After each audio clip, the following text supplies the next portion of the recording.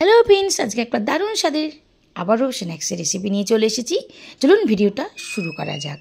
প্রথমে আমি বিট, গাজর, পেঁয়াজ একসাথে আলু দিয়ে কেটে নিয়েছি, বেশ একদম ছোটো ছোটো করে কেটে নিয়েছি। এদিকে কড়াইতে সর্ষের তেল দিয়ে দিয়েছিলাম, একটু পাঁচফোড়ন দিয়ে দিচ্ছি। ফোড়নটা হয়ে গেছে, কেটে রাখা সব সবজিগুলোকে আমি দিয়ে দিলাম, দিয়ে একটু নেড়ে নেবো। আর নুন হলুদ দিয়ে দেবো। এবারে হলুদ দিয়ে একটু ঢেকে দেবো নেড়ে চেড়ে। বেশ 2 মিনিট পর আবার একটু আমি নেড়ে ওর মধ্যে আদা রসুন বাটা দিয়ে দিচ্ছি।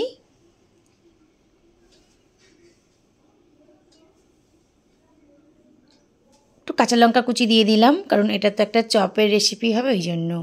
দিয়ে এক বাটি জল দিয়ে আমি একটু গ্যাস কমিয়ে ঢেকে এটাকে সিদ্ধ করে নেব। এটা আমি ব্রেড ক্রাম্ব দিয়ে করছি না, মানে এই যে তরকারিটা আমি করে নিচ্ছি, এটা অনেক রকম করা যায় এইটা দিয়ে, কিন্তু এটা আমি একটা অন্যরকম রেসিপি করে দেখাবো, যেটা মানে বাড়িতে সবাই করে খেতে পারবে এবং খেতে দারুণ টেস্ট।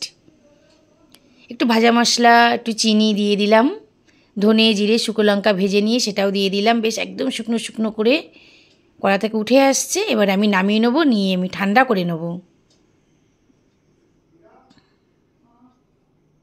তালাতে দিয়ে দিলাম ঠান্ডা করতে। ঠান্ডা হয়ে গেছে, আমি একটু বেসনের ব্যাটারে করে নেব। তার আগে আমি তেল দিয়ে দিয়েছি কড়াতে, তেলটা গরম হোক। বেসন নিয়ে নিয়েছি,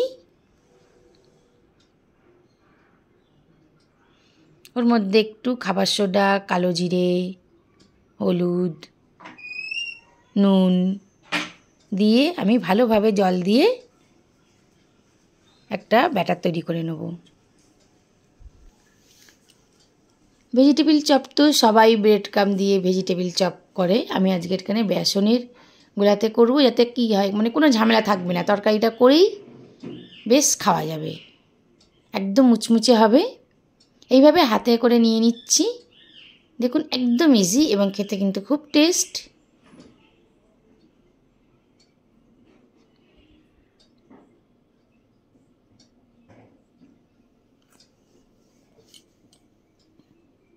একদম নরম, কিন্তু কোনো অসুবিধা হবে না যে একদম শুকনো হয়েছে, ওটার জন্য কোনো ব্যাপার না। 4টে আমি দিয়েছি, সাথে বেশ মুড়ি হবে। সন্ধেবেলা স্ন্যাক্সের এই রেসিপিটা যে কোনো টাইমে এটা করাই যায়, একদম তরকারিটা করে রেখে দিলে সন্ধেবেলা এটা করা যাবে। দেখুন আমার এগুলো বেশ ভাজা হয়ে গেছে, একদম দেখেই মনে হচ্ছে পুরো মুচমুচে এবং টেস্টি টেস্টি।